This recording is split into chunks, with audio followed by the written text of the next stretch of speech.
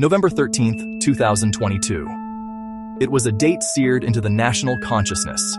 A Sunday morning dawning on unimaginable horror in a small college town. 4 young lives were extinguished in the quiet darkness.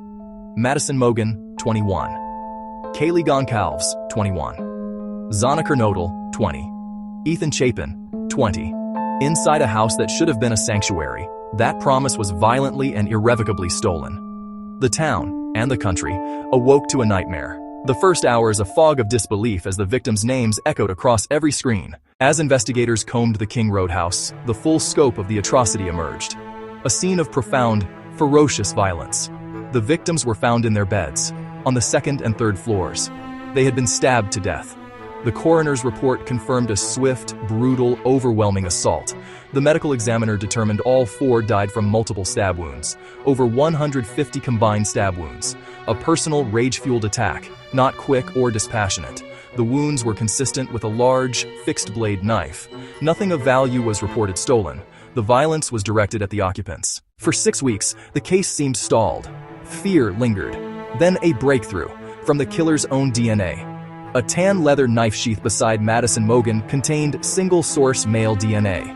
With no database match, investigators turned to forensic genetic genealogy. Partial matches to distant relatives led genealogists to build and narrow family trees. The technique pointed to one family line and one name, Bryan Kohberger. Investigators collected trash to obtain a comparative DNA sample. A near-perfect paternal match connected the sheath to Kohberger's family. The sheath had become the killer's undoing. The suspect's identity sent a fresh wave of shock. He studied crime, offender mindsets, motives, and patterns. A WSU PhD student living just miles from the crime scene. He served as a teaching assistant while pursuing advanced study in criminology. Did his academic knowledge embolden him to try a perfect crime? Accounts described him as intense, awkward, someone who made others uneasy. He moved through the same spaces, shops, roads, routines, as his victims. The thin veil between studying crime and committing it was shattered. It made the crime feel piercingly personal and invasive. DNA opened the door, but digital evidence sealed it. Investigators traced movements before, during, and after the murders. A white Hyundai Elantra appeared near the King Road home. Kohberger drove that exact make and model. His phone hit nearby towers at least a dozen times in prior months. The night of the murders, his phone went dark for about 2 hours. It reconnected after the estimated time of the killings, pinging en route back to Pullman. Cameras stitched a clear journey from Pullman to Moscow and back. Multiple passes suggested methodical casing.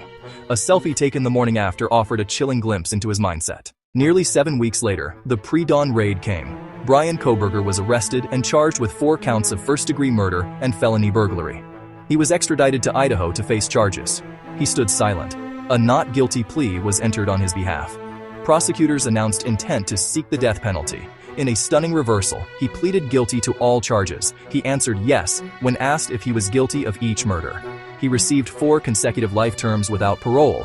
Surviving roommates delivered searing statements, grief too much to handle. When invited to speak, he said, "I respectfully decline. The legal case is closed, but the story is not." Prosecutors acknowledged, "We have still never found the knife."